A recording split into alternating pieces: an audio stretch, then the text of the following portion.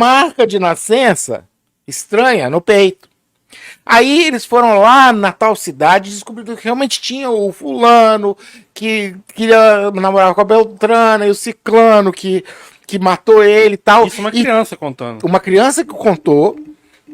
E aí quando foi lá ver, acharam não o túmulo, o laudo do médico legista com o desenho da lesão, que corresponde à lesão que o cara tem no... A mancha que o cara tem no peito.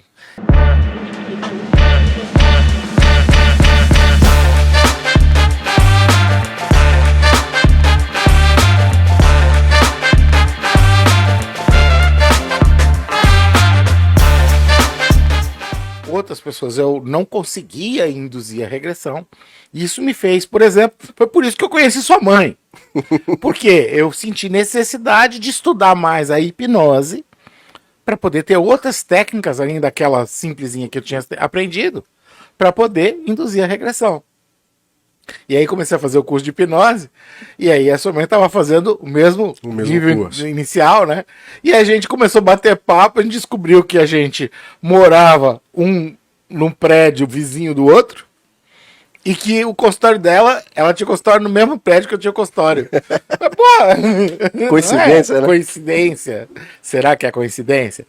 Mas enfim... Será que é coincidência? Essa é onde você só está aqui aí, por conta dessa história. Comecei a estudar outras coisas. Então tem a coisa que a pessoa, né, ele falou aqui da experiência de quase morte, que é uma coisa também já antiga, mas eu fui estudar a respeito também, né? Que são as pessoas que isso já apareceu no Fantástico, já apareceu em várias coisas na televisão, tudo mais. E tem aquelas pessoas que falam, isso é bobagem e tal, não sei o que lá. Mas as pessoas, algumas, não todas as pessoas, que têm uma parada cardíaca ou um acidente grave, mas acabam voltando, não morrendo, algumas dessas pessoas descrevem uma experiência pessoal neste período onde ele estava, entre aspas, morto ou quase morto. E essa experiência,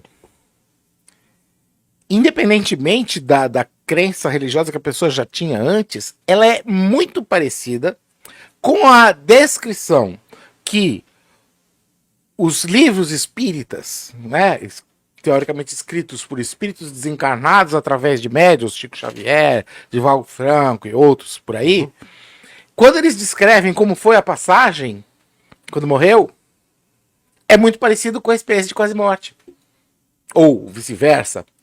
E na regressão, quando a pessoa está fazendo uma regressão para uma suposta encarnação anterior, ela também passa quando a gente pede para a pessoa passar, porque isso normalmente é uma coisa importante dentro da terapia, passar pela experiência de morte. E a experiência de morte é muito parecida com a experiência de quase morte, que é parecida também com a experiência que os espíritas têm nas comunicações psicografadas. Então são três coisas completamente separadas, completamente diferentes. Como é que as pessoas poderiam ter essa informação ou imaginar algo que ela nunca teve contato? Né? Mas se você for ver quando foram feitos esses estudos, primeiro, não era globalizado o mundo como hoje. Hoje seria muito difícil dizer que a pessoa nunca ouviu falar. Então, mas sobre o... Não quero entrar no assunto, mas só dando uma paletada aí. Sobre a EQM, na verdade, eu vi uma explicação que me pareceu muito Tem várias correta, explicações. Que é o fato de quando a pessoa está ali naquela situação de morrendo ou não, o corpo libera uma quantidade de endorfina muito grande, a ponto de fazer você... Não, mas ok, mas o que ele está querendo dizer, o que ele falou foi o seguinte, tudo bem, isso é interessante. O problema é, por que todo mundo vê a mesma coisa? E outra, muito parecido uma da outra. Tem algumas coisas espíritas que são verídicas, ou seja, a pessoa, supostamente o espírito desencarnado, fala uma coisa que ninguém lá sabia e que depois é confirmado, que só o morto, a pessoa falecida que sabia. Da mesma maneira como algumas pessoas fazem uma regressão e elas ficam sabendo de alguma coisa que ela não tinha como saber antes e que depois se confirma que é. Também acontece em experiências de quase morte. Pessoas que na hora dessa experiência, elas antes de ir pro túnel, não sei o que mais, elas saem do corpo e vêm acontecendo coisas. A cena, quem tá ali, que ela tava lá desacordada, ou que tava em outro, tava no coisa do lado, ou que tava na casa da pessoa. Claro Você pode fazer um monte de explicações. A explicação mais fácil é essa. Mas tem outra evidência que é a mais forte de todas.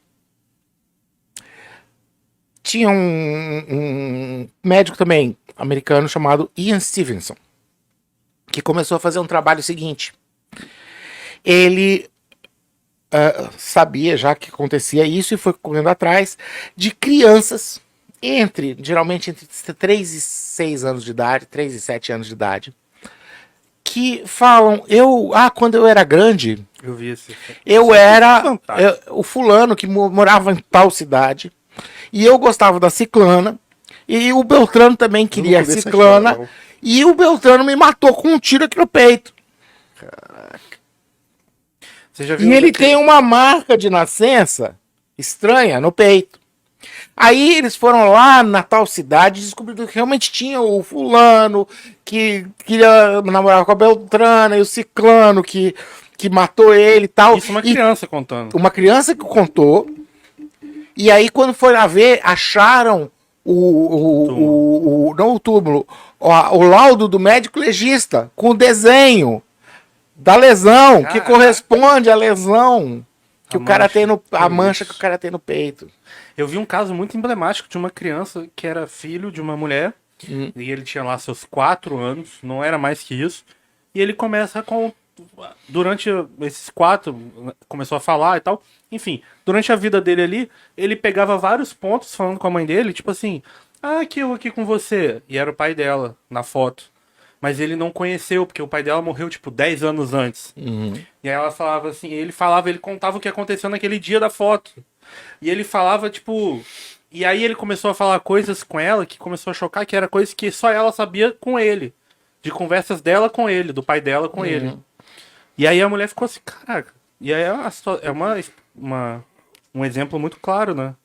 Assim, como ser- provavelmente e aí? isso é muito mais Uma frequente. criança de 4 anos não tem Isso é muito mais frequente, muito mais comum do que a gente sabe. Porque, em geral, a criança fala: quando eu era seu pai, não, você nunca foi meu pai, eu que sou seu pai. É. Eles são negados isso. Uhum. Então é difícil.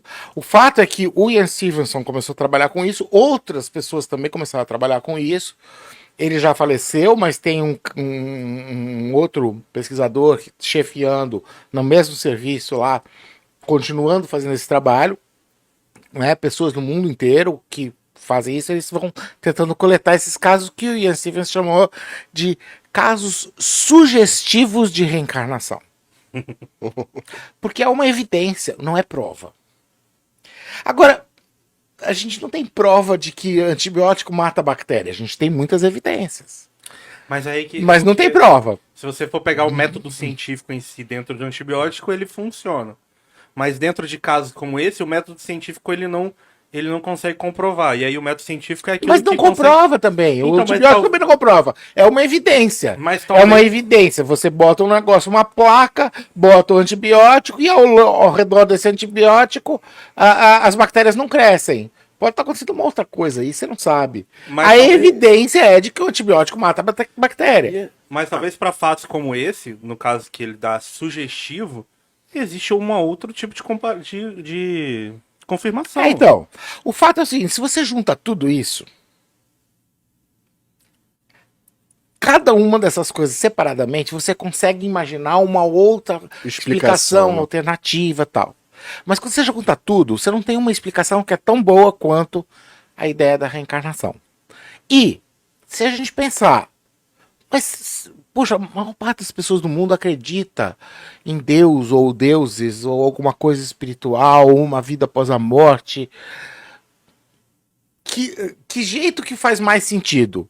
Deus ter feito você, algumas pessoas para ser miserável, só fudido o tempo todo, pais que batem e não sei o que, e o outro que nasce numa família super bacana, não sei o que mais, e aí aquele que foi ensinado a ser violento, não sei o que mais, vai cometer um monte de coisa, e esse vai pro inferno e o outro vai pro céu, por quê?